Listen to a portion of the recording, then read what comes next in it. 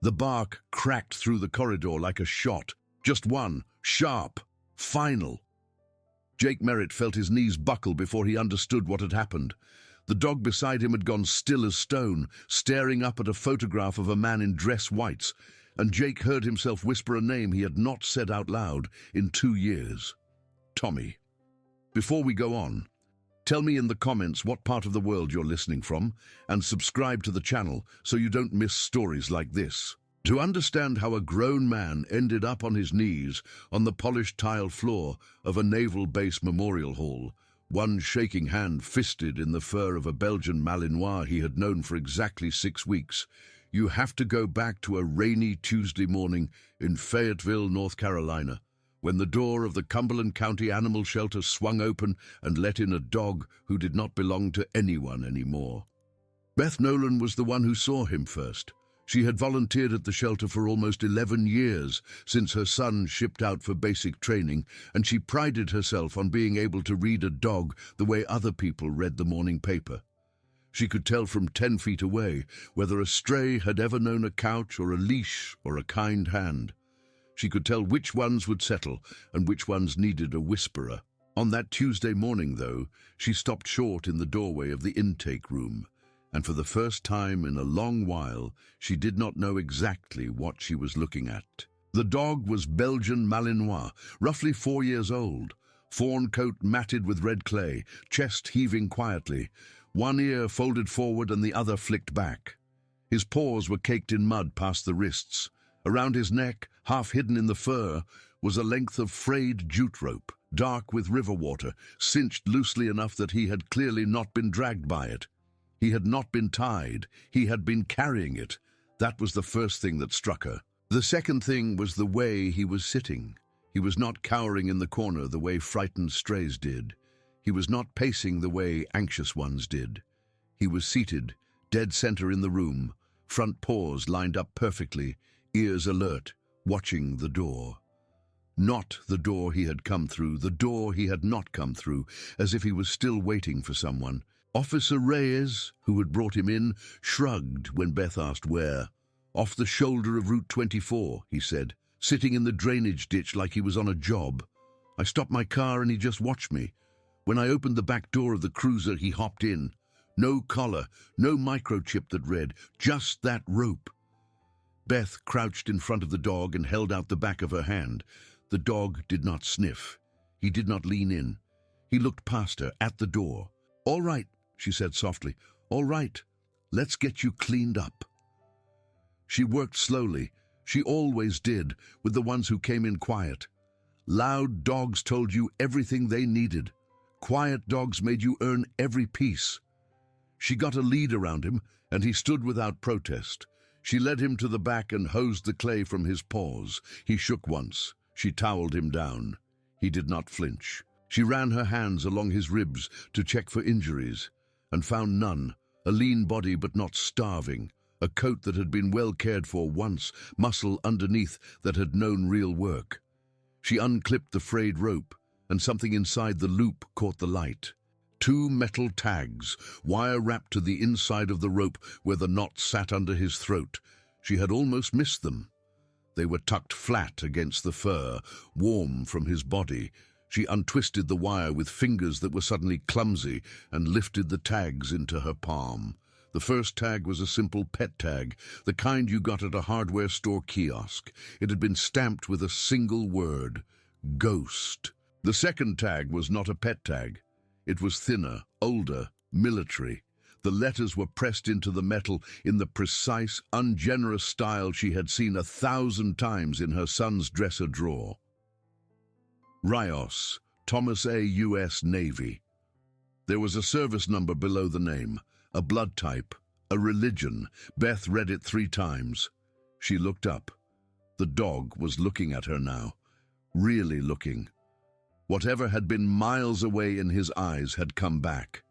She said, without meaning to, "Where's Tommy, honey?" The dog blinked once, slow. Then he lay down flat on the concrete, chin on his paws, and he did not move again for a very long time. That night, In the small kitchen of the house she had lived in for 31 years, Beth sat at her laptop with a mug of tea going cold beside her elbow and typed the name into the search bar. Thomas A. Rios, U.S. Navy. She almost added the wrong middle initial and had to correct herself, and even the small delay felt like she was tiptoeing. The obituary was the third result down.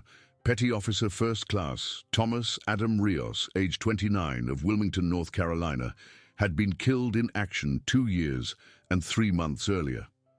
The photograph at the top of the tribute was official, a formal portrait in dress blues, and Beth stared at it for a long time before she scrolled down.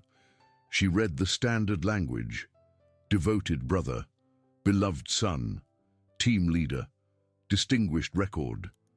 She read the survivor list: mother, deceased, father, deceased, sister Nina Rios of Charlotte, North Carolina. That was all, just Nina.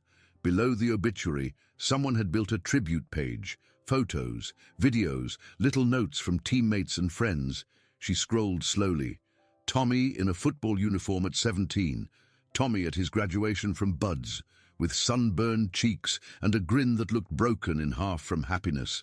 Tommy in a bar somewhere with his arm around a taller man whose face was blurred out for security. Tommy holding a puppy up to the camera with both hands like a fisherman with a trout, his own face crumpled with laughter. The puppy was a Belgian Malinois.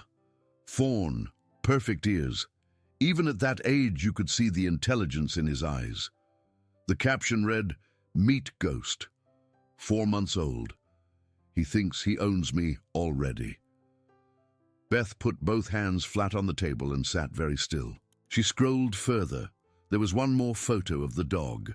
Tommy, this time in cargo shorts and a t-shirt, sitting on a back porch somewhere warm, one hand resting on the neck of a fully grown Malinois. The dog was leaning against his leg. Tommy was looking down at him with an expression Beth had only ever seen a certain kind of man wear about a certain kind of dog. Trust, whole and unqualified. The date on that photograph was 2 weeks before he shipped out for the last time. Beth closed the laptop very carefully, as if it might break, and went to stand at the kitchen window. Outside, a light rain was starting. She could hear it hitting the leaves of the oak in the backyard. She thought about the dog on the concrete floor of the shelter. She thought about how he had been sitting when they found him, watching the wrong door. She said aloud, to no one, "Where were you, buddy? Where have you been?" She did not sleep well that night. The next morning, Beth drove to work with a plan she had not quite finished forming. She was going to find someone who had known Tommy, someone who could tell her whether that dog belonged with them or whether Ghost was going to have to start his life over with a stranger who had never met the man whose name he had carried on a scrap of wire across who knew how many miles. She called the Navy first. She got put on hold, transferred twice, and finally reached a public affairs officer who was polite and firm and completely useless. He could confirm the service member had been lost in action. He could not release personal information about the family. He suggested she contact the sister listed in the public obituary if she felt the need to make contact. Nina Rios's name came up in exactly one place online, a small florist shop in Charlotte, 3 hours drive west. Beth found a phone number on the shop's website. She sat with her thumb over the call button for a long time and then set the phone down. Some conversations, she had learned, you did not have with a woman before her second cup of coffee. Instead, she went back to the tribute page. She scrolled through the notes. Most were signed with first names only, or nicknames she could not decode. Then, near the bottom, she found a longer one, signed at the end with a full name and a rank. Jake Merritt, Senior Chief, USN, retired. The note read, "Tommy, brother, I never should have been anywhere but at your left shoulder on that last one. Not a day passes I don't know it. Keep an eye on all of us until we're back with you." Beth stared at that word. Brother. She thought about it. Then she went hunting. Jake Merritt was hard to find. There were plenty of Jake Merritts in the country, and none of them matched. She tried variations. J. Merritt, Jacob Merritt. She narrowed by state, by age range, by the small handful of details she thought she might guess.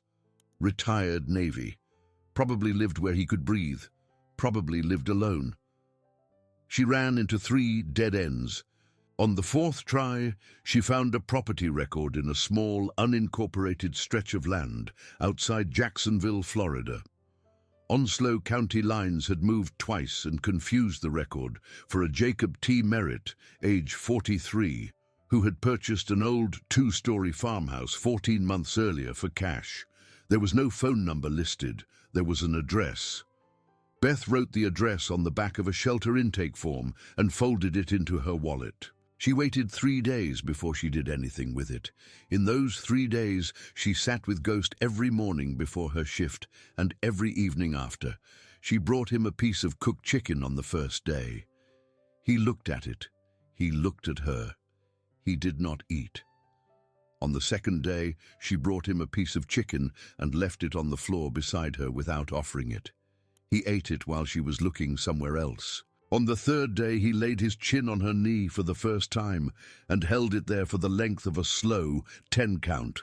And when he pulled back, he looked her in the eye. And Beth understood that some transfer of trust had been made whose terms she did not yet know. That night, she wrote a letter. She did not have a phone number for Jake Merritt, and she did not have an email, but she had the address, and she had spent enough years in a small town to know that a real letter, hand-addressed, could get through a wall.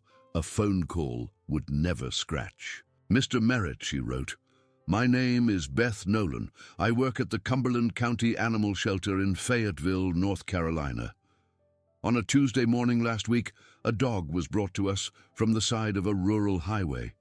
He wore no collar, but 2 tags were wired into the frayed rope around his neck. One said, Ghost. The other said, Rios, Thomas A. U.S. Navy. I know who Tommy was. I know that you knew him. I do not know how this dog got to that ditch or where he has been, but I am writing to you because he sits in the same spot every day and watches the door. He is waiting for somebody. I do not think that person is going to come. I thought you should know. If it would mean something to you to see him, our doors are open. If it would mean too much, I will understand that also. Either way, thank you for what you did for our country and for what you did for that man. She signed her name and put the letter in the mail on a Thursday. She did not expect a reply. She was, she told herself, prepared for silence. Jake Merritt was not prepared for a letter. At 43 years old, Jake was the kind of man other men crossed the street to avoid without quite knowing why. He was not tall, 6 feet even, but he was broad through the chest and thick through the neck and forearms, and he moved the way certain animals moved, with an economy that suggested he was never fully at rest. His hair was cut short and going grey at the temples. His hands were scarred in the small, faint places that meant he had done a great many things with them that other people had not. He had been out of the Navy for 18 months. He lived alone in a house that had not been lived in properly for 9 years before he bought it, and he was fixing it 1 room at a time, with the slow, methodical care of a man who was aware that if he stopped moving, he would go through the floor. The house was 3 miles from the nearest paved road. There was 1 live oak in the front yard, so old it had a name on the plat map. There was a screened porch that sagged. There was a barn out back, with no animals in it. Jake had thought, when he bought it, that he might get some chickens. He had not gotten around to it. There were always more urgent things. A rotted joist, a hornet's nest inside the eave, a pump that had chosen this week to give out. The truth was, he did not want to hear another living thing needing him, not for a while, maybe not ever again. He had been a senior chief in a place he was not allowed to name, on a team he was not allowed to describe, doing things he was not allowed to talk about for a very long time. He had led men. He had lost men. That was the job. You knew the job when you took it. You accepted the terms. Tommy Rios had been the one loss he could not seem to accept. It was not that Tommy had been closer to him than the others. Jake had loved a great many of them, in the way men who did that work loved each other, which was to say quietly and without ever using the word. Tommy had just been, at the time, the one Jake was supposed to be next to. 4 weeks before the operation that killed him, Jake had been pulled off the rotation and sent stateside for a medical evaluation. Nothing serious. A bad shoulder, torn labrum. They had wanted to fix it before it got worse. The team had gone out with a substitute. The substitute had done nothing wrong. The intelligence had done everything wrong. Tommy had been the one at the door. Jake had come out of surgery in a hospital in Virginia and been told by a chaplain with kind eyes and a kinder voice. And he had said, "Thank you, sir," and gone into the bathroom and stood at the sink and looked at his own face in the mirror for a very long time. He had not cried then. He had not cried since. He had, however, been unable to fall asleep before 3 in the morning for the better part of 2 years, and he had bought a house he did not need, in a county he did not know, and he had begun the slow process of forgetting how to say most words out loud. The letter came on a Tuesday. He almost did not open it. His mail was usually bills and flyers, and the occasional summons for jury duty. This was hand-addressed in a woman's careful cursive with a return address in North Carolina. He opened it, standing in the kitchen, with the screen door still swinging shut behind him. He read it once, he read it again. Then he sat down at the small pine table where he ate his meals alone, and he set the letter flat on the wood in front of him, and he put both his elbows on either side of it and pressed the heels of his hands into his eyes. He did not move for a long time. When he finally lifted his head, the sun had shifted a foot across the linoleum. He got up, he walked to the porch. He looked at the pickup truck in the driveway. He came back inside. He sat down again. He picked up the letter and read it a third time. He noted, without wanting to, that the woman who had written it had a good hand. Steady, not flowery. She had not asked him for anything. She had told him a thing that was true and left the next move to him. He thought about Ghost. He remembered the dog. Tommy had brought him up on video calls 100 times, always with that same crooked half-smile a man wears about a creature he is proud of. Tommy had gotten Ghost from a working dog breeder in Virginia, not the military line, and had raised him with the discipline of a man who had done this before. Tommy had trained him himself on his own time and had said more than once that Ghost was smarter than half the officers he had ever served under. Jake had assumed, in the vague and unexamined way of the walking wounded, that when Tommy died, Ghost had gone to a relative. Nina, probably. Or maybe Tommy's uncle in Raleigh. He had not asked. He had not called. He had not, in fact, spoken to any member of Tommy's family since the funeral, at which he had stood in the back of a small chapel in Wilmington in a black suit that fit him wrong, and had left before the reception because he could not bring himself to shake the hand of the sister of a man he felt he had killed by not being there. He looked at the letter. He looked at the phone. He drove. Beth was not expecting him. She had been prepared for a phone call within a week if she was lucky, and no answer at all if she was not. She had not been prepared for a truck to pull into the shelter parking lot on a Friday afternoon, 3 days after she mailed the letter, and for a broad man in a plain grey t-shirt and a well-worn ball cap to step out of it and stand there for a long moment, with one hand on the door of the truck, as if considering getting right back in. She saw him through the window. She knew before he came through the door that this was the man she had written. He did not say his own name. He said, "Mom, I got your letter." "I know who you are," Beth said. "Come with me." She led him back through the corridor. She did not speak. She had learned with certain kinds of grief that the room needed to make its own introductions. Ghost was in the third kennel from the end. He had not moved when other volunteers walked by. He had barely moved when Beth herself had walked by that morning, but he moved now. He came up off the concrete in one clean, silent motion, the way a working dog comes up off the ground when something has changed in the air. He put himself against the front of the kennel and stared out. He did not bark. He did not whine. He stared. Jake stopped in the middle of the aisle. Beth watched his face. She had seen a great many faces in that hallway over the years, and she had thought she had seen them all.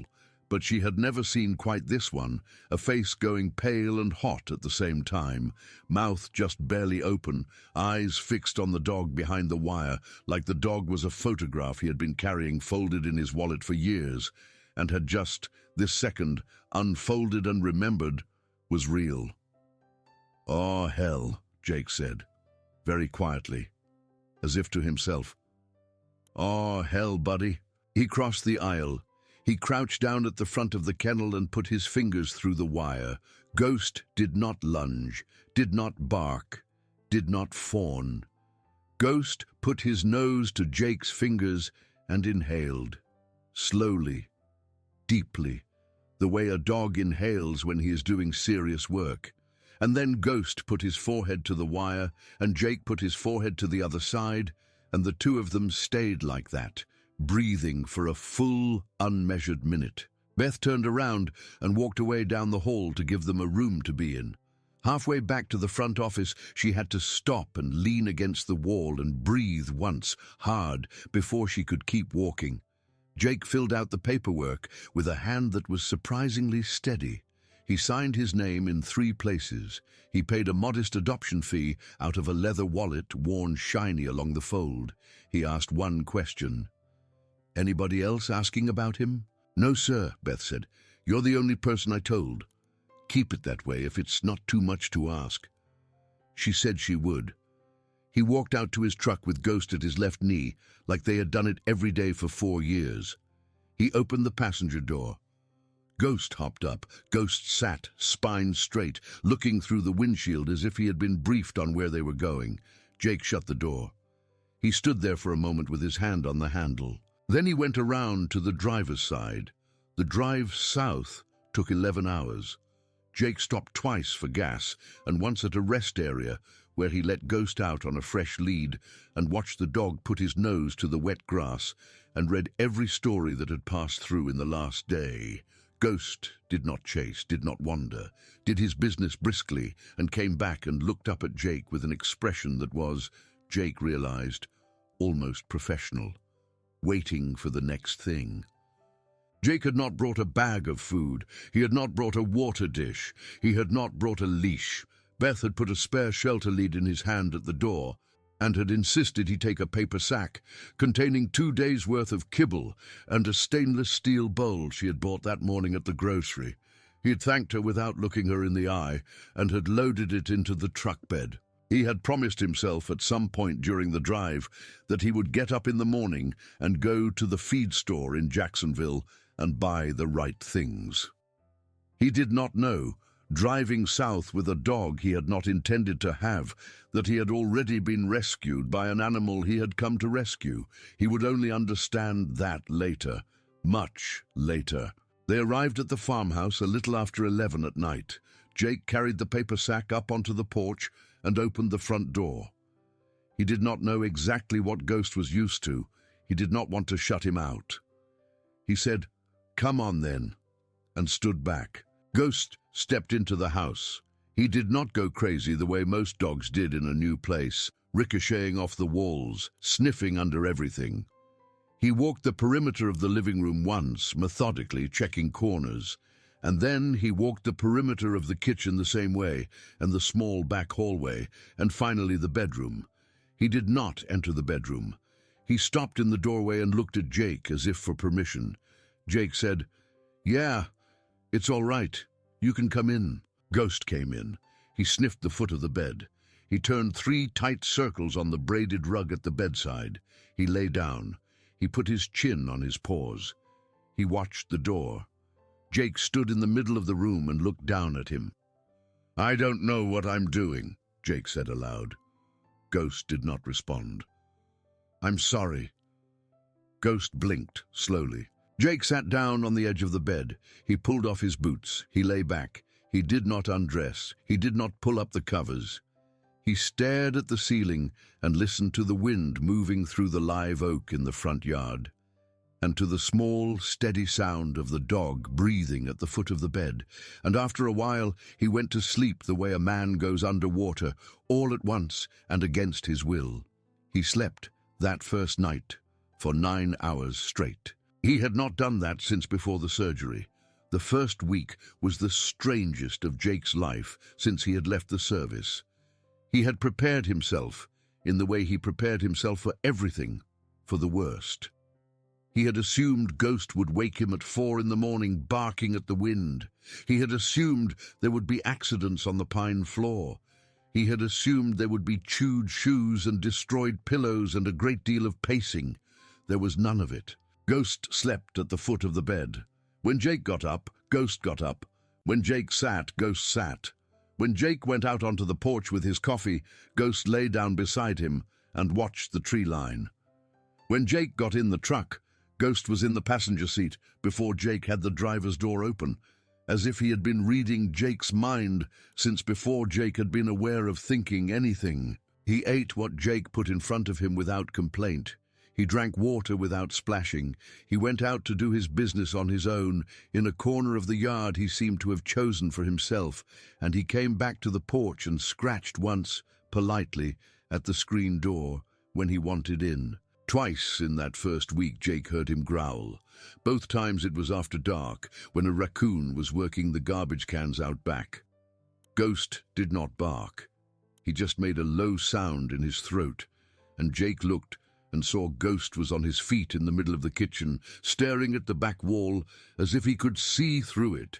When Jake got up to check, Ghost went with him, moving without a sound. Jake shone a flashlight on the raccoon. The raccoon ran. Ghost watched it go. Then Ghost looked up at Jake, and his expression was almost businesslike, and he went back inside and lay down again. On the fourth night, Jake had a bad one. He came up out of sleep the way he always came up, silently, all at once, gasping like a man surfacing from cold water. His hands were fisted in the sheets. His heart was hammering. He could smell for a moment a smell that did not exist in his bedroom in Florida. He could hear for a moment a sound that had not happened in 2 years and 3 months. Ghost was already at his shoulder. The dog had not made a noise coming up onto the bed. Ghost simply materialized against Jake's arm and pressed the full length of his body along Jake's side and put his weight there and stayed. He did not lick Jake's face. He did not whine. He put 90 pounds of warm, breathing animal against a man who was drowning in his own head, and he did the only thing he had been asking to do since he had first put his nose to that wire. He held Jake to the earth. Jake did not remember in the morning exactly when his breathing had slowed. He did not remember when his hands had unclenched. He remembered only that he had woken up at 8 o'clock with sunlight in the room and Ghost curled tight against his ribs, and the certainty, cold and sudden as a bell being struck, that something had happened to him in the night that he did not fully understand. He got up. He made coffee. He drank it standing at the kitchen window. He looked out at the yard. Ghost sat beside him. Jake said without turning, "Was he this good with you?" Ghost, who had not been asked a question in a language he could answer, looked up. His tail thumped once against the linoleum. Jake laughed, just a small sound, half a syllable. He had not laughed at anything since the surgery. It surprised him so much that he had to set the coffee down. That evening he drove into town and bought a proper bag of food, a real leash, a stainless steel bowl bigger than the one Beth had given him, and after standing for a long time in front of an aisle he had never been in before, a bed, a big one, cedar-filled, guaranteed for large working breeds. He carried it out to the truck and put it in the back and drove home. He put the bed in the corner of the living room, near the fireplace. Ghost sniffed it once and then walked past it and lay down at the foot of Jake's bed. Jake, standing in the doorway, said, "That's what I figured." The second week, Jake did something he had not intended to do. He drove into Jacksonville with Ghost in the passenger seat and stopped at the small VA outpatient clinic on the outskirts of town and asked, for the first time, to speak with someone about his sleep. The intake nurse was a young woman with a name tag that read Sanders. She looked up when he came in and looked twice when Ghost padded in behind him. "Service dog?" she asked. Jake started to say no, stopped, looked down at Ghost. Ghost was watching him with the same watchful patience with which he had watched everything so far. "I don't know what he is," Jake said, "but he's mine." Sanders smiled. "I've heard worse answers. Have a seat." He waited 40 minutes. Ghost lay across his feet, chin on his boot. When his name was called, Ghost stood up before Jake did. Jake looked down at him and shook his head slightly, and Ghost sat back down, and Jake went in alone. He came out an hour later with an appointment card and something in his chest that felt, unfamiliarly, like the loosening of a knot. That was the second week. By the fourth week, the town had begun to notice. Jake had never been the kind of man who was noticed. He had chosen a house on a road most people did not drive down for a reason. He had bought his groceries at odd hours. He had said hello to his neighbors and no more. But now, when he stopped at the feed store for kibble, the woman at the counter would come around to ruffle Ghost's ears, and Ghost would sit and permit it, and the woman would ask Jake how he was doing today with the easy interest of somebody who had known him longer than she had, and Jake would find himself answering. When he stopped at the diner on the highway for a sandwich, the waitress there, a woman named Marlene, with a smoker's laugh and a habit of calling every man she liked Hon, brought out a small bowl of water for Ghost before Jake could even ask, and refilled it twice, and Ghost lay under the table like he had been trained to it, and Marlene said, "That is a good dog. You take care of him." Jake said, "Yes, ma'am, I intend to." And Marlene said, "Bring him back Thursday. Meatloaf special. On the house." He brought Ghost back Thursday. Nothing about any of this should have felt earthquake-shaped, and yet Jake found himself, in the 5th week, sitting on his own porch in the late evening with a beer he had not opened, looking down at the dog beside him and understanding that his life was in the middle of being rearranged around a creature whose whole story he did not know. Which was when the first thing that did not fit began to make itself known. Ghost had a habit of stopping at certain doorways. Jake noticed it slowly, the way you notice a limp in your own gait. The first time it happened, Jake was moving furniture into the small back bedroom he was going to convert into an office. He carried a box past the threshold, and Ghost, who had been at his heel, sat down in the doorway and did not follow him in. Jake looked back. Ghost was looking at him, ears up, alert, but he did not enter the room. "Come on," Jake said. Ghost stayed. Jake put down the box. He came back to the doorway. He knelt. He put a hand on Ghost's chest. He said quietly, "What is it, bud?" Ghost turned his head, sniffed the doorframe, sat back down. Jake got up and looked around the room. It was empty, bare walls, bare floor, one window with the blinds closed, nothing. "All right," Jake said, "that's fine. You don't have to come in." He went back to work. Ghost lay down in the hallway just outside the door and watched him carry boxes in for the next hour and did not once cross the threshold. The second time it happened, Jake was at the feed store. Ghost had walked through the front door with him a dozen times. On this day, in the corner of the store, there was a display of camping gear. A dummy pitched a small canvas tent. Ghost stopped in the aisle and stared at the tent. He did not growl. He did not raise his hackles. He did not move. Jake had to physically walk around him and click his tongue before Ghost broke the stare and came along. The third time, Jake was walking Ghost past a hardware store in downtown Jacksonville. There was a young man on the sidewalk in a green field jacket, slouched, smoking a cigarette. He was doing nothing. He was not looking at them. But Ghost slowed as they passed him, and Ghost's whole body language changed, head slightly lower, ears just barely forward, weight coming onto the balls of his front paws. And Jake, whose body still remembered 100 things his mind had tried to bury, felt a small, cold thing turn over inside his own chest. He put a hand on Ghost's collar. He kept walking. The young man never looked up. That night, in the kitchen, Jake sat across the table from the dog with a glass of water in front of him, and he said, "You've seen some things, haven't you, Bud?" Ghost blinked. "I'd like to know what." Ghost did not answer. Ghost had never answered. Jake picked up his phone. He scrolled through his contacts for a long time. Most of the numbers in his phone belonged to people he no longer spoke to. Some of them belonged to people he no longer could. He stopped at one name, Chief Warrant Officer Hank Delaney. Retired now, ran a working dog training facility in South Carolina. Jake had known Hank for 16 years.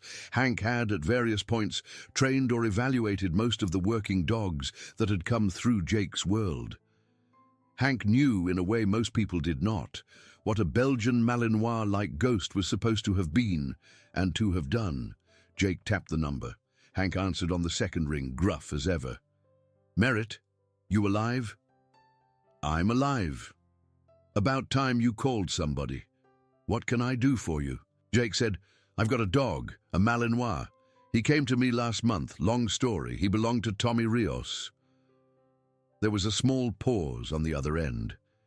Hank knew who Tommy had been. Hank had been at the funeral. Hank had been one of the men in the back with Jake, and had at one point during the service put a hand on the back of Jake's neck and left it there. "Where did he come from?" Hank said. His voice had changed. Jake told him about Beth, about the shelter, about the rope, about the tags. Hank was quiet for a long time. Then Hank said, "Jake, send me a picture." "Of the dog?" "Full body, both sides, and I want you to lift his upper lip on the right side, inside, right where the gum meets the jaw. Take a picture of that too." Jake set the phone down. He said, "Come here, Bud." Ghost came. Jake ran his fingers under Ghost's jaw. Ghost let him. Jake gently lifted the lip. Ghost, patient as a saint, held still. There was a small tattoo inside the lip, blue-black ink, faded from time, 4 digits and a letter. Jake stared at it. He took the picture. He sent it. He waited. The phone rang 40 seconds later. "Jake," Hank said. His voice was very even now, too even. "Where exactly did you say this dog came from?" "Cumberland County Shelter, a ditch off 24. "Because that dog didn't belong to Tommy," Hank said. "Not the way you think. That dog was a program animal. He was on paper. He was assigned to your team. He was in country when Tommy went down." Jake put his back against the kitchen wall and slid down it slowly until he was sitting on the floor. "That's not possible," Jake said. His voice was strange in his own ears. "I saw the pictures. Tommy raised him from a puppy." "Tommy did raise him from a puppy," Hank said. "As a program pup. The Navy paid for him. That's what he was doing. The paperwork stayed classified while he was operational. But Jake, listen to me. That dog is on the KIA list." Jake could not for a long moment form words. "He's what?" he said finally. "He was reported killed in action alongside Tommy. Same operation. The report I saw said both of them were caught in the initial blast and the recovery team could not extract remains.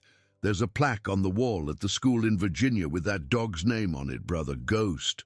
427. He is on that plaque." Jake looked across the kitchen.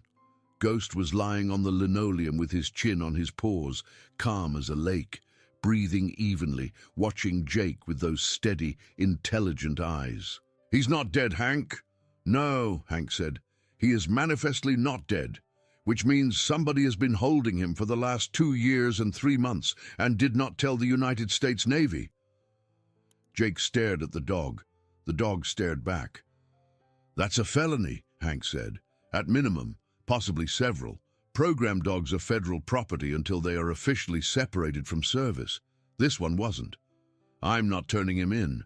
I didn't ask you to, Hank said. His voice had gentled. I'm telling you what you're standing in. I'm telling you somebody, somewhere, knows exactly where that dog has been, and somebody, somewhere, may still be looking for him. Jake sat on the floor of his kitchen for a long time after he hung up. Ghost got up eventually and walked across the linoleum and lay down against Jake's leg, the way he had the first night, without needing to be called. Jake put a hand on the dog's neck. He felt for the first time the small, faint scar under the fur along the ridge of the shoulder, the width of a man's finger, healed pale, easy to miss unless you were looking. He had missed it for 4 weeks. He had missed it because he had not wanted to look. "Where were you, bud?" Jake said. It was not a question this time. It was closer to a prayer. Ghost did not answer. He never would. The next 3 weeks were spent, unavoidably, in the shape of a hunt. Jake was not by nature a man who hunted for anything he could ignore. But this could not be ignored. Someone had taken a working military dog off a battlefield, or off a recovery site, or out from under the noses of the men who had been sent to find him, and had held him for over 2 years without saying a word to the Navy or to Tommy's family, and that someone had, at some recent point, either lost him or let him go, because Ghost had ended up in a ditch on Route 24 with a scrap of rope around his neck, and no explanation. Jake did what he had been trained to do. He worked backward. He called Beth first. He told her on the phone only what he had to. He asked her about the intake, about the officer who had brought Ghost in, about whether there had been any traffic camera footage anywhere in the vicinity, about whether any calls had come in about a lost dog. Beth, who was smarter than most people gave her credit for, did not ask him why he was asking. She said she would find out what she could. She called back the next afternoon. There had been, she said, no reports of a lost Malinois in Cumberland County in the previous 6 months. There was, however, an interesting detail: the officer who had brought Ghost in. Reyes had mentioned that he had passed a broken-down pickup truck about a mile back from where he had found the dog. Older model Chevy, rust along the fenders. Man standing next to it with the hood up, talking on a cell phone. Reyes had not thought about it at the time. He had stopped to ask if the man needed help. The man had said no, tow was on the way. Reyes had gone on. 10 minutes later, he had seen the dog in the ditch. Jake asked Beth if Reyes had gotten a plate. Beth said she would ask. Reyes had not gotten a plate, but Reyes had, out of habit, jotted down a partial description in his own notebook. Older model Chevy, red extended cab. North Carolina plates that started with H. Man, was white, mid-30s, thin, wearing a denim jacket and a ball cap Reyes could not identify. It was not much. It was enough to work with. Jake, sitting at his kitchen table with a legal pad and Ghost lying across his boots, made a list. Program dog, assigned to Tommy, on paper as killed in action alongside him, recovered from a ditch in North Carolina 2 years later. Broken-down truck a mile away, red Chevy, plates starting with H. Man in a denim jacket. Ghost had walked away from that truck, or had been let go, or had escaped. He had carried the tags with him deliberately. Someone had wired them into that rope so tightly that they would not come loose even if the rope did. Someone had wanted whoever found the dog to know who he had belonged to, which meant someone had wanted him found, which meant the person in the denim jacket, whoever he was not the same person who had wired those tags on.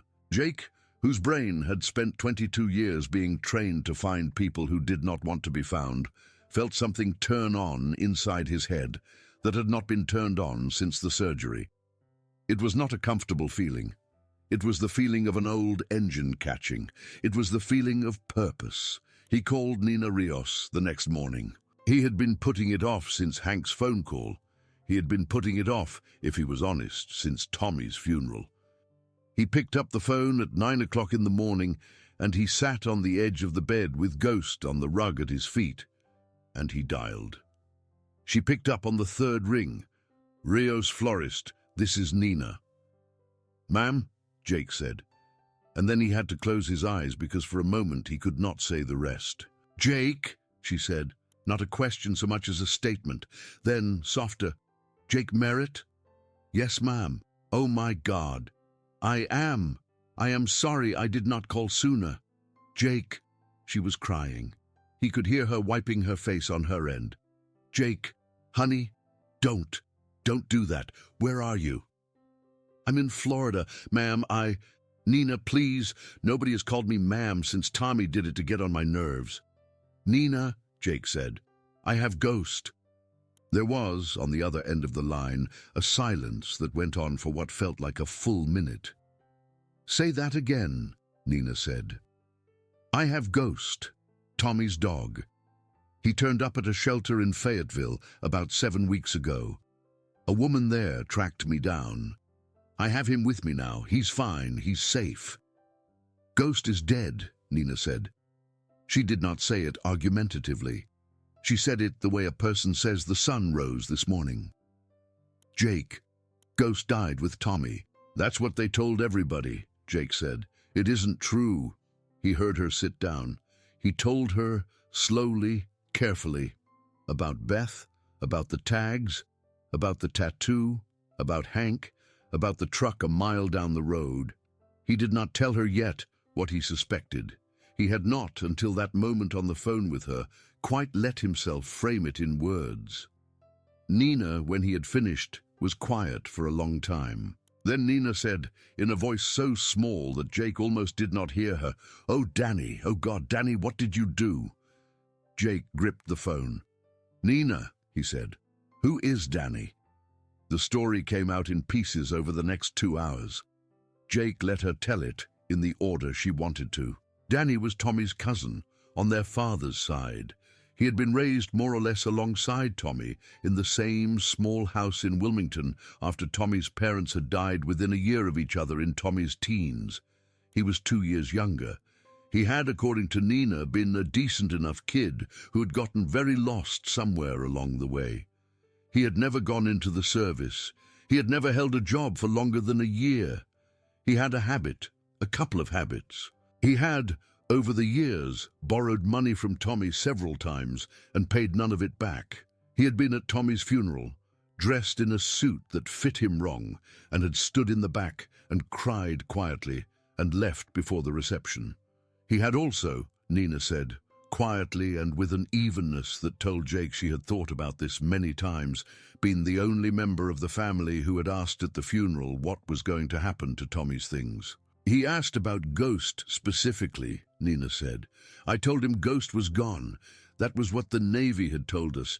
He didn't say anything, but now I think about it. Jake, he already knew, or he thought he knew something. He asked in a way that he was fishing." Jake said, "Ma'am, Nina, what did Danny do for money?" "Anything," she said. "For a while he was doing this online thing. He would take pictures of dogs.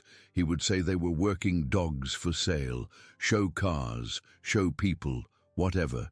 He was selling all kinds of things that weren't his.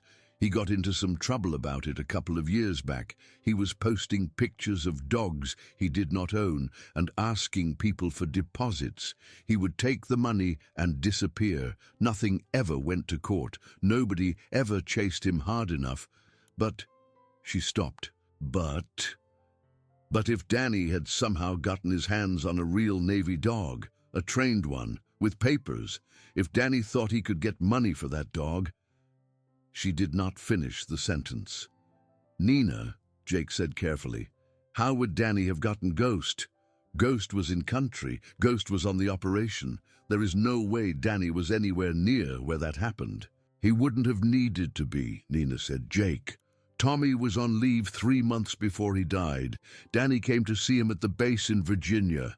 Tommy told me he brought Ghost around because Danny had never met him. Danny took a bunch of pictures.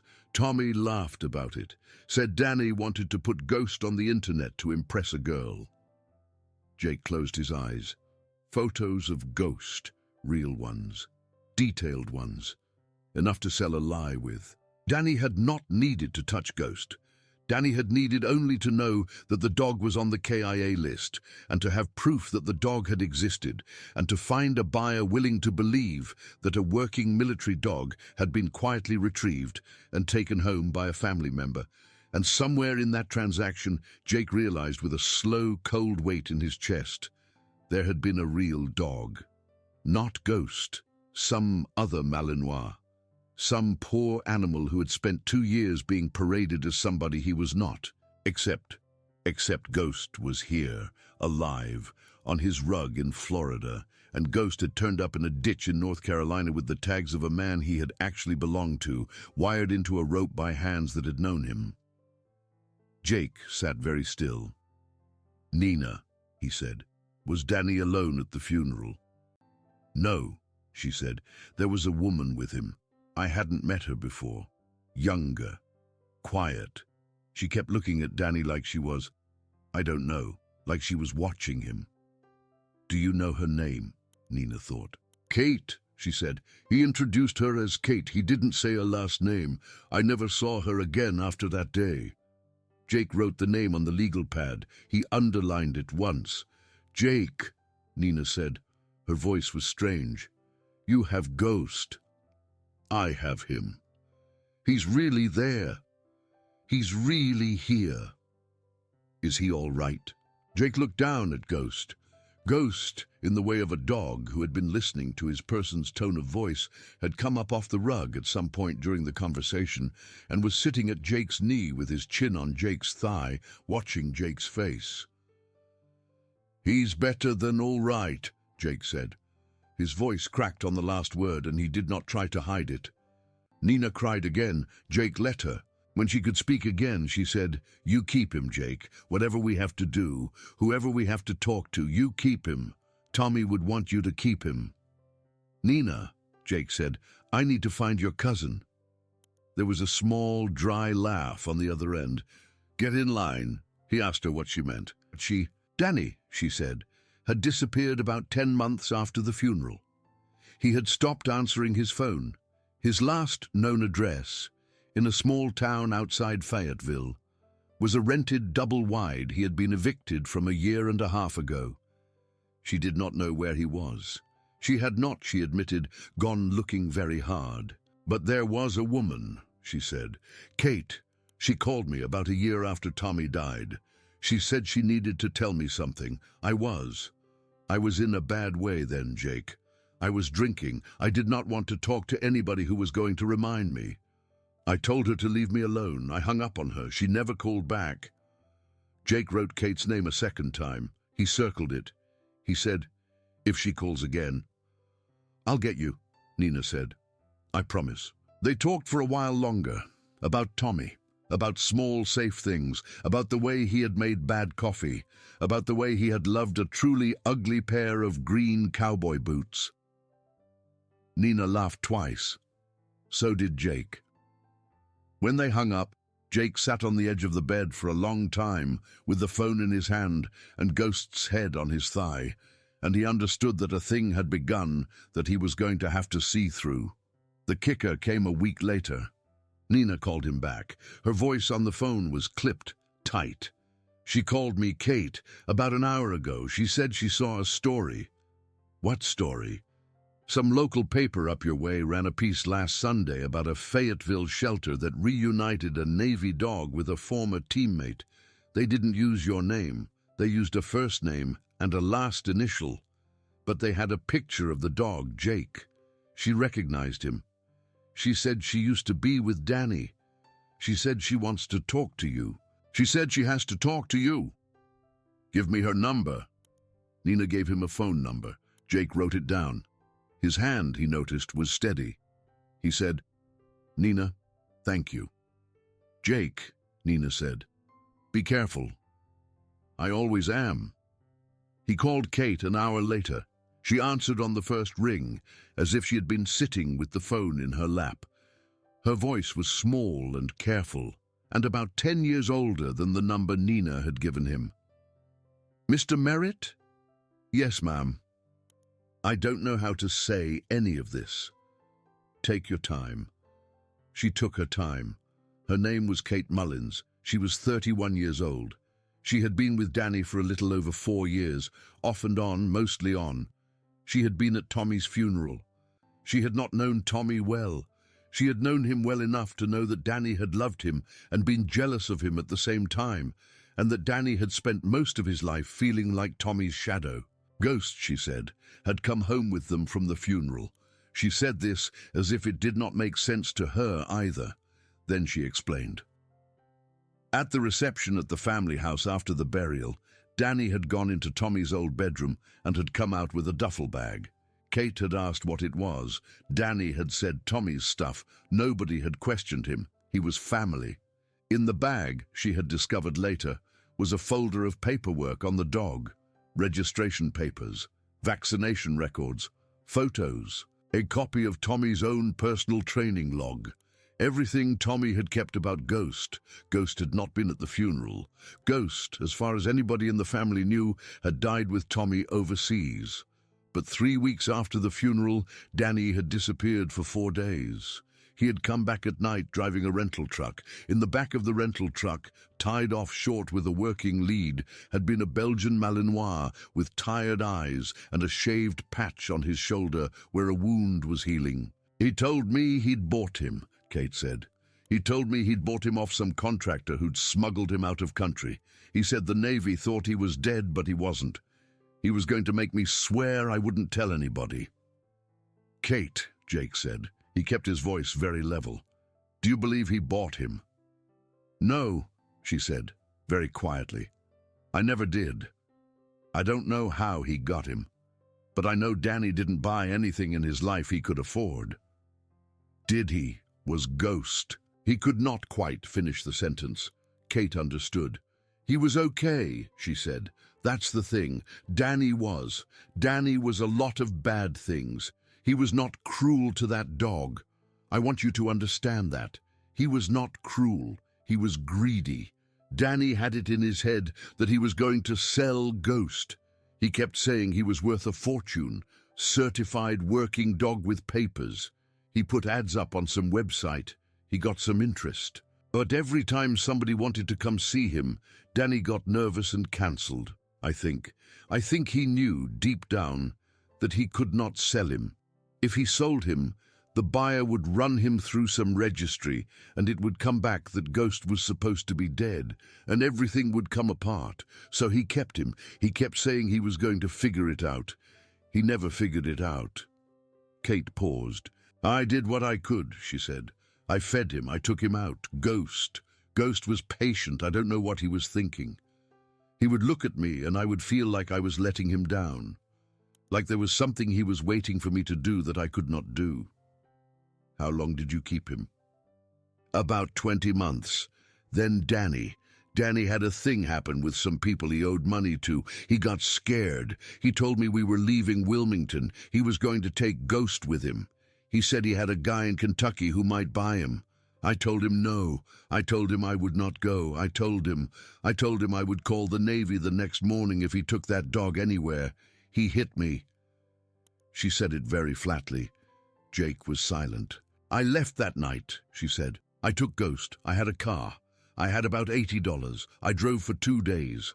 I did not know where I was going. I drove north. I drove west. I ended up at my aunt's place in Sanford, up in Lee County.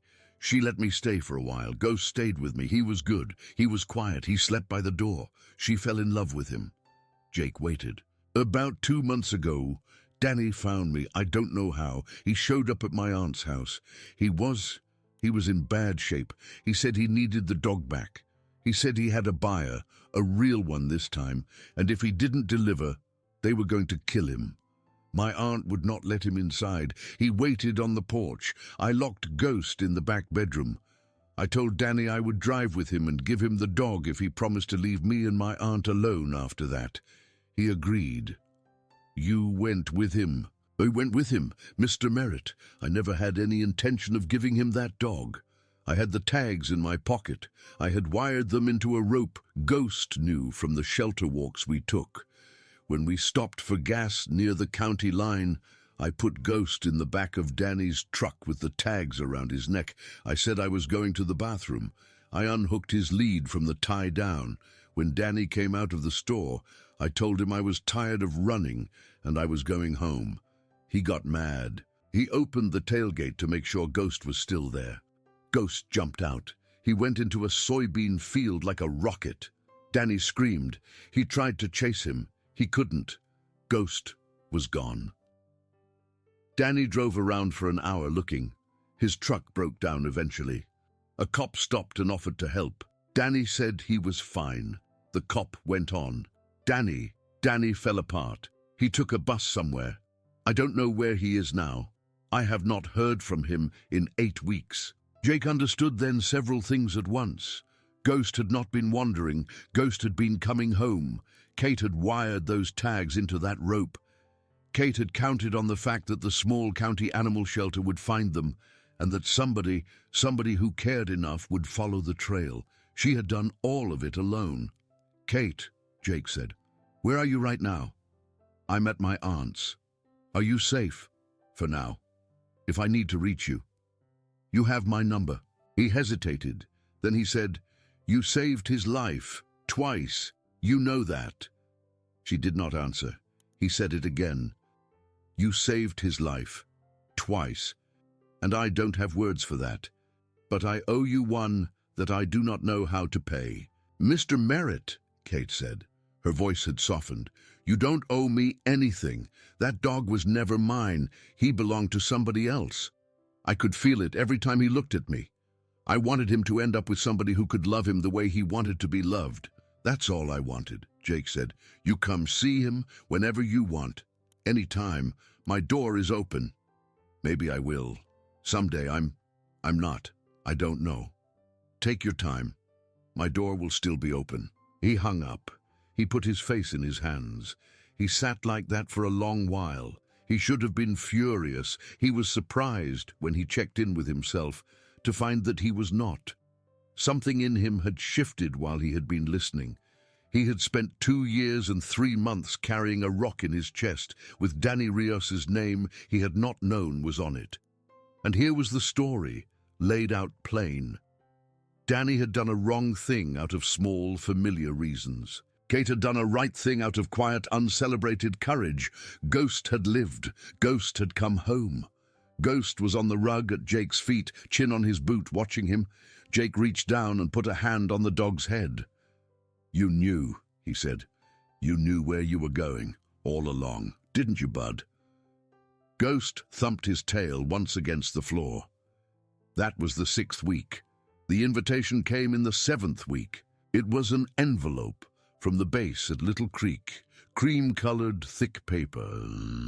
It had been forwarded to his current address from a mailing service he still used to avoid junk mail finding him. Jake stood in the driveway with the mail in his hand and looked at the return address for a long moment before he went back inside. The letter was on official stationery. It informed Senior Chief Jacob T. Merritt, USN Retty, that the Naval Special Warfare Group 2 would be formally dedicating an expanded memorial installation in the west corridor of the base administration building, honoring operators lost in action within the previous 5 years. The ceremony would be held on the 17th of the following month at 10 in the morning. He was invited along with a guest to attend and to speak briefly if he so chose. There would be a small reception afterward. His name, as one of Tommy's former team leads, was on the roster. Jake sat down at the kitchen table. He had missed the last 4 gatherings of this kind. He had sent his regrets. He had not opened the invitation to the 3rd one at all, had left it on the table for a week and then thrown it away without looking at it. He was, as far as the surviving members of his old team knew, out, done. Gone to ground. He looked across the kitchen. Ghost was drinking water at his bowl. When Ghost finished, he came and sat down beside Jake and put his chin on Jake's knee. Jake said, I don't want to go. Ghost breathed out through his nose. They'll all be looking at me, and I'll have to see his picture. Bud, I don't know if I can see his picture. Ghost lifted his head. He put his front paws up on Jake's thigh. He looked directly into Jake's face. Jake had never told the dog he loved him. He had not told a person he loved them in nearly a decade. He was not a man who used the word. He could feel, however, in the way the dog was looking at him, that the language of it was not needed. Jake said, "You'd come with me." The tail moved. "All right," Jake said. "Then I guess we're going." He wrote his RSVP on a plain white sheet of paper the next morning.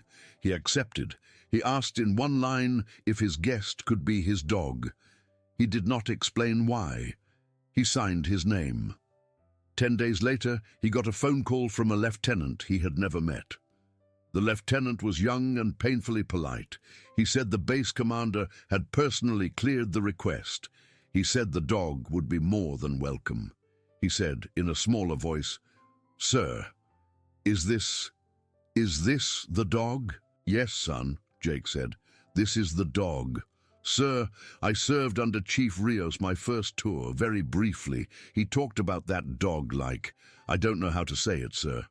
"You don't have to say it. I know." The lieutenant was quiet for a moment. Then he said, "Sir, thank you for coming. I'll be honored to meet him." Jake thanked him and hung up.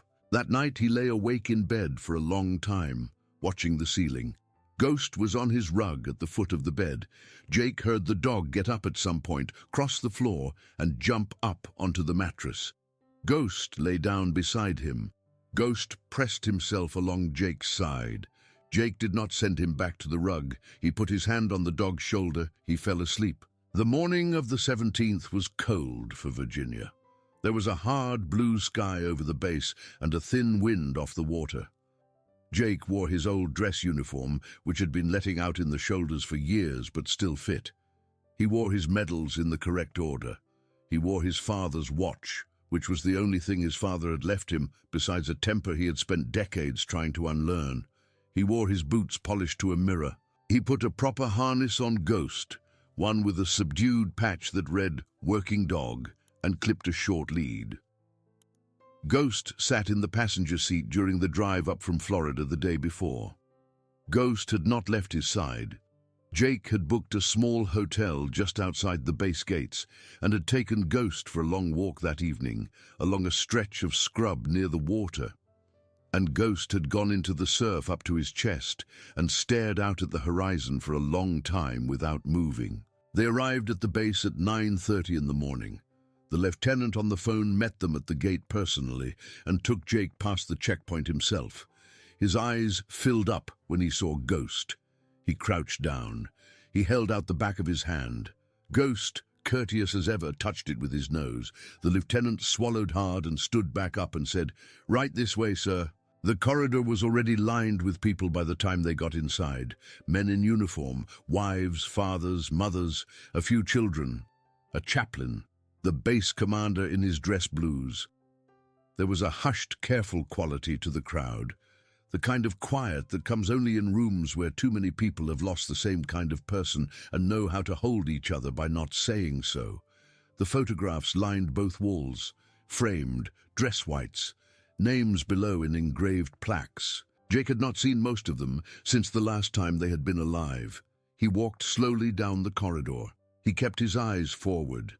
He was aware, distantly, of people turning to watch him pass. Ghost walked at his left knee in a perfect heel. Jake could feel the dog against his leg with every step. He could feel, without looking down, that the dog was reading every face. Then Ghost stopped. He did not slow. He did not falter. He simply stopped. Jake felt the resistance at the lead and turned. Ghost was sitting. He was sitting perfectly, spine straight, ears forward, nose up. He was looking at a photograph. Jake did not, at first, look at the photograph. He looked at the dog. He watched the dog's ribs rise and fall. He watched the dog swallow once. He watched the dog's whole body go still with an intensity he had never seen in an animal in his life. And then the dog barked. Once sharp, clean, almost a word. The sound cracked down the corridor. People turned. The base commander, 30 feet away, stopped mid-sentence. Jake looked up. Tommy's face looked back at him. The photograph was the official portrait Tommy had sat for the month before his last deployment. He was in dress blues. His cover was tucked under his arm. His hair was regulation short. He was not smiling, that was the code for these portraits, but his eyes had a small private glint in them that Jake would have known in a lineup of 1,000 men.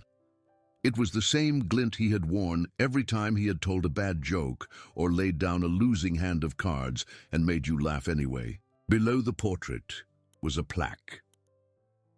Petty Officer First Class, Thomas Adam Rios, killed in action in the performance of his duties. The dates ran below. Jake could not read them. His vision had gone all at once soft and wrong. He was aware that his legs were no longer holding him. He was aware that he was going down. He hit the tile on one knee. His right hand was still around the leash.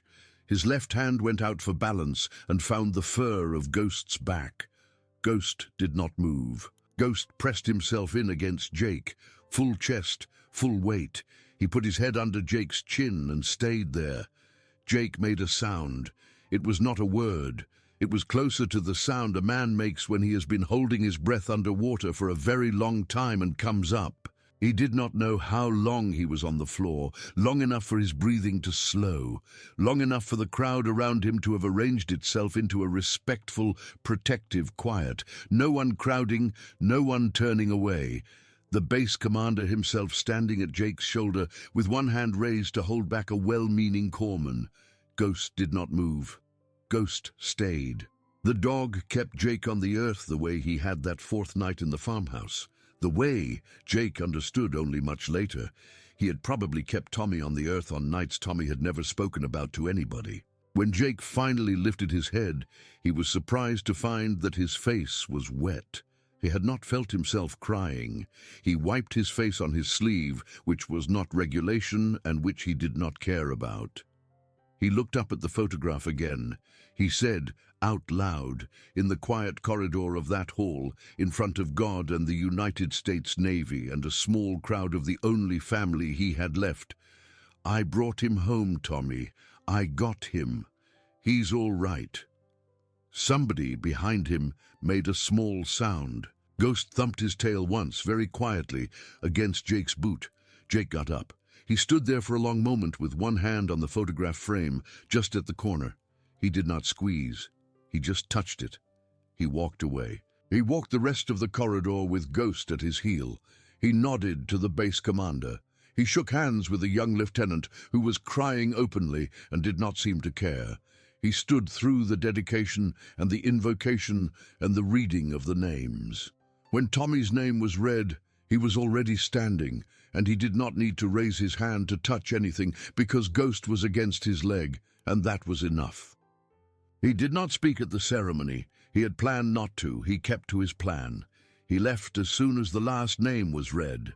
He shook one more hand at the door, a master chief he had served with for 8 years, who put both hands on Jake's shoulders and said quietly, "Good man," and let him go. He walked out into the cold blue morning with Ghost at his knee. The truck was in the visitor's lot. He unclipped Ghost's lead. Ghost hopped up into the passenger seat. Jake got in on the other side. He sat with the keys in his lap for a minute. Then he started the engine. The phone call from Nina came 4 days later. Jake was sitting on his porch in the late afternoon. The Florida heat had come back overnight, and the live oak's leaves were still. Ghost was flat out on the boards beside him, snoring the small snore of a working dog at rest. Jake had a mug of coffee going cold on the arm of the chair. The phone buzzed. He looked at the screen. He picked up. Nina. Jake. She sounded for the first time since he had known her, calm. Not tight, not fragile. Just calm. "I heard about the ceremony." "Yes, ma'am." "Somebody at the base. Tommy's old friend Marcus, he was there. He called me. He told me what happened. With Ghost. He would. He said everybody there is talking about it. They shouldn't be. It wasn't for them." "I know. I know." She was quiet for a moment. Then she said, "Jake, I wanted to say, I've been thinking about this for a while now, since you called. I've been sitting with it. I need you to know something. All right. I want you to keep him. Ghost, I don't. I don't want any question about that. He is yours. Tommy would have. Tommy did put you two together in a way. He would have wanted this. Jake watched the horizon. The heat shimmered above the pavement out at the end of the driveway. He said, "Nina, you are his family." "So are you," she said. He could not for a moment answer. "I want to come see him," Nina said, "sometime. When you're ready, or when I'm ready, whichever comes second. You come any time you want. My door will always be open to you. I'll bring my son. He's 4. He would like a dog like that. Bring him. Jake." "Yes, Mom. I don't hold anything against you. Not for the shoulder, not for the mission, not for the funeral, not for 2 years of silence. I never did. I want you to know that. I want you to stop carrying whatever it is you have been carrying on my account. There is nothing owed." Jake did not answer because he could not. He put a hand over his face. Ghost got up on the porch beside him and pressed against his leg. "There is nothing owed," Nina said again. "Do you hear me?" "Yes, Mom, I hear you." "Good," Nina said. "Now, about Danny." The story came out over the next 20 minutes. Danny had turned himself in. He had walked on his own into a police station in Louisville, Kentucky, 3 days earlier, and had asked to speak with someone. He had told them everything about the paperwork, about the sold dog, about Ghost, about the men who had been looking for him over his debts. He had asked, in the language of a man who had run out of running, to be somewhere the debts could not find him. The Navy had been notified. There would be an investigation. There would probably, Nina said, be some paperwork, but the ranking officer she had spoken with had, in so many words, made it clear that the United States Navy had no interest in taking a dog off a decorated retired senior chief who had gotten that dog back onto American soil. There was, the officer had said, a way to formally separate Ghost from service, retroactive to the date he had been mistakenly listed as killed in action. The paperwork would take some months. It would be done. Jake, when Nina finished, said, "And Danny." "Danny will do some time," Nina said. Her voice was even. "For the fraud, for a couple of other things. He asked me to tell you he was sorry." "Tell him I heard him." "Just that?" Jake thought. "Tell him," Jake said slowly, "that Ghost is home, and that Ghost is going to be all right, and that Kate is going to be all right, and that when he's done paying what he owes, if he wants to come see the dog, my door is open. He came from Tommy's blood. I don't turn a piece of Tommy away." Nina, on the other end of the line, was quiet a long time. "You are a better man than my cousin ever knew he had," she said finally. "I don't know about that, but I know what Tommy would have said. He would have said the same thing. Yes, ma'am, he would have." They hung up. Jake sat on the porch for a long time after that, with the sun going gold on the top of the live oak and the last of the day's heat draining off the boards and Ghost breathing steadily against his leg. He thought about a great many things. He thought about the shoulder that had been fixed years ago and had ached him every winter and did not, he realized with a small surprise, ache him now. He thought about the letter Beth Nolan had written him in a careful hand and the way she had said only what needed to be said and had left the rest to him. He thought about a young woman named Kate driving north into the dark with somebody else's dog in the back seat, and $80 in her pocket and no plan at all except to get that dog home. He thought about a red pickup broken down at the side of Route 24 and about a dog going into a soybean field like a rocket, running not away from something, but toward it. He thought about Ghost, sitting for 4 days by the wrong door at the Cumberland County shelter, waiting for who? Jake looked down at the dog. Ghost looked back at him. "You knew who you were going to," Jake said aloud. "Didn't you, bud? Somehow." Ghost thumped his tail once against the boards. That night after supper, Jake did a thing he had not done since he had bought the farmhouse. He went into the back closet of the small bedroom he had been going to turn into an office. He pulled out an old olive-drab footlocker that had been his in the service and had been sitting closed since he'd moved in. He opened it in the middle of the living room floor, with Ghost lying across his feet. Most of what was in it was old paperwork, discharge documents, a folded flag from a ceremony he had almost forgotten, a patch from a team he had served with 15 years ago. He worked through it slowly. He was looking for one thing. He found it at the bottom, tucked into the lining, a padded envelope, his name on the front in Tommy's cramped sideways handwriting. Tommy had given it to him the last time they had been together in person.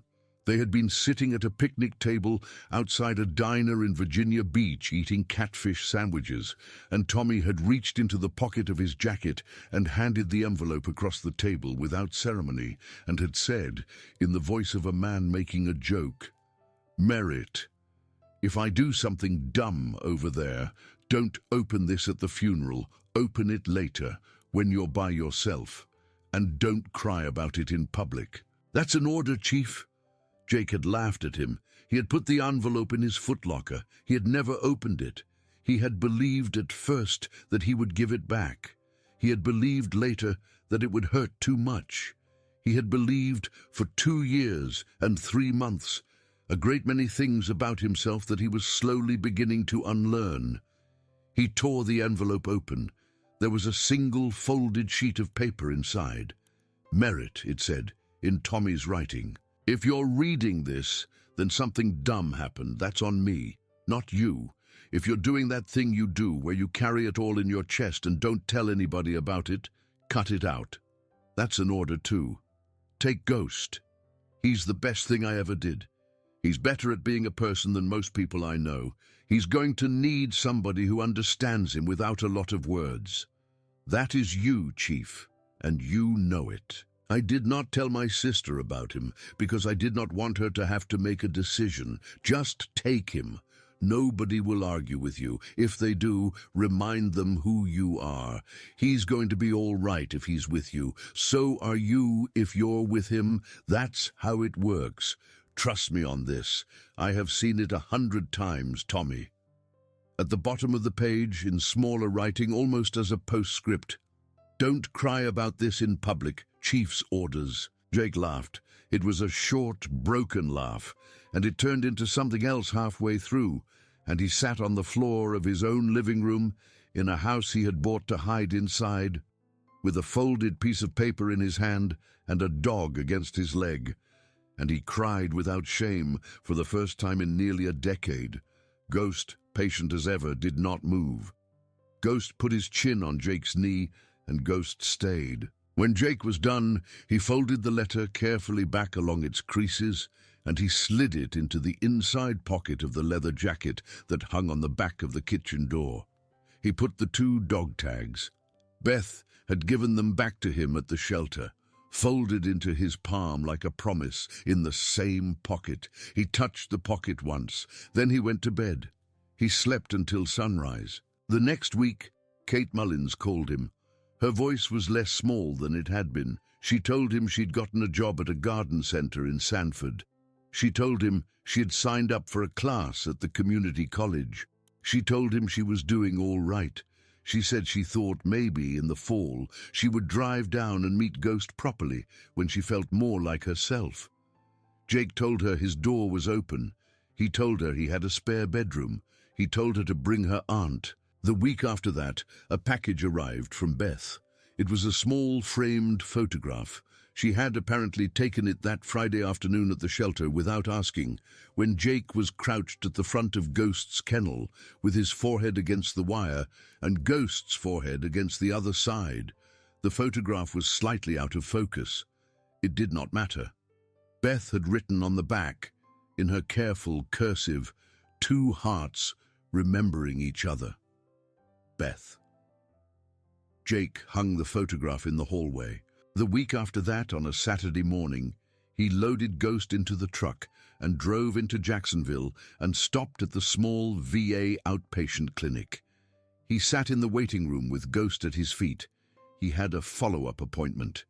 He had, at his last visit, spoken more in 1 hour than he had spoken in the last 5 years put together. The doctor had said, when Jake stood up to leave, "You've turned a corner, Chief." Jake had said, "I had help." The doctor had said, "I know. I met him." That was the whole conversation. It had felt like enough. The final piece, the one that made the story end the way stories are supposed to end, the way Tommy would have said any halfway decent story ought to end, came at the beginning of the 8th week after the ceremony. It was a plain white envelope with the return address at the naval base in Virginia. Jake almost put it aside. He almost tossed it into the pile of unread mail on the kitchen counter. Something made him open it, standing at the sink. It was a letter from the young lieutenant.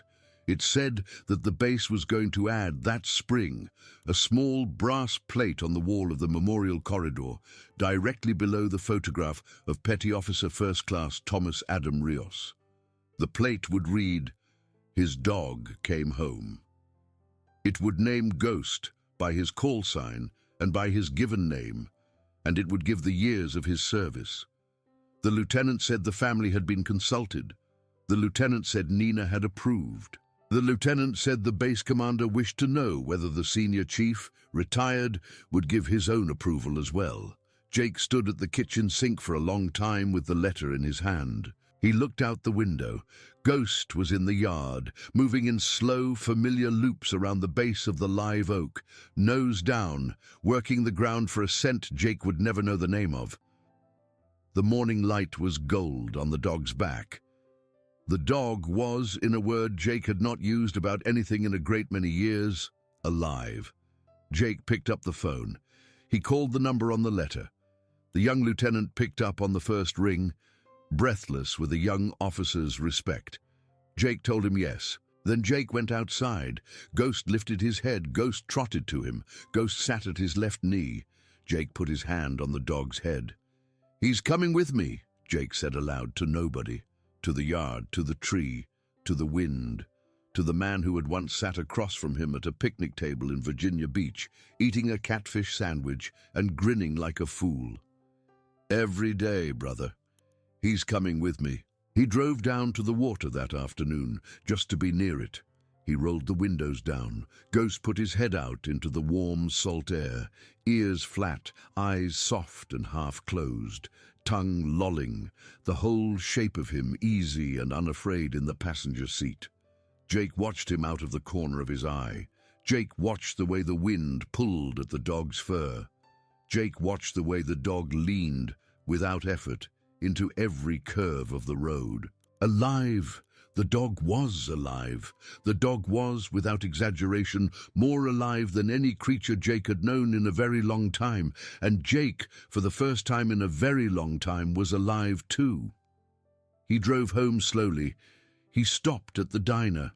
Marlene brought Ghost water and Jake a coffee. Marlene said, "You look different today, hun." Jake said, "I feel different." Marlene said, "About time." They drove home together in the last of the light. Jake fed the dog. Jake ate a piece of leftover cornbread standing at the kitchen counter. He sat on the porch. Ghost lay down beside him. The stars came out slowly over the yard. Jake reached into the inside pocket of his jacket. He took out the 2 dog tags. He held them in his palm for a long moment. He looked at the name stamped on the older one. Rios, Thomas A. U.S. Navy. He did not put the tags on the dog. He did not hang them on a hook by the door. He did not frame them. He put them back in the pocket of his jacket, right against his ribs. He touched the pocket once. He said quietly, into the dark, "I got him, Tommy. He's home." The wind moved in the live oak. The dog breathed at his side. Somewhere out at the edge of the yard, a whippoorwill started calling. 3 notes, over and over, into the warm summer dark. Jake closed his eyes. He was not alone anymore. Neither was the dog. And that, in a world that had never been fair to either of them, was more than enough. There are some debts, Jake had come to understand, that are not meant to be paid off. They are meant to be carried gently with two hands for the rest of a life. He carried Tommy's now the way he had carried a great many things in his years, with care, with patience, with the quiet steadiness of a man who had learned at long last that carrying something with love was not the same as being crushed by it. The bark had cracked through the corridor like a shot, just one, sharp, final, clear.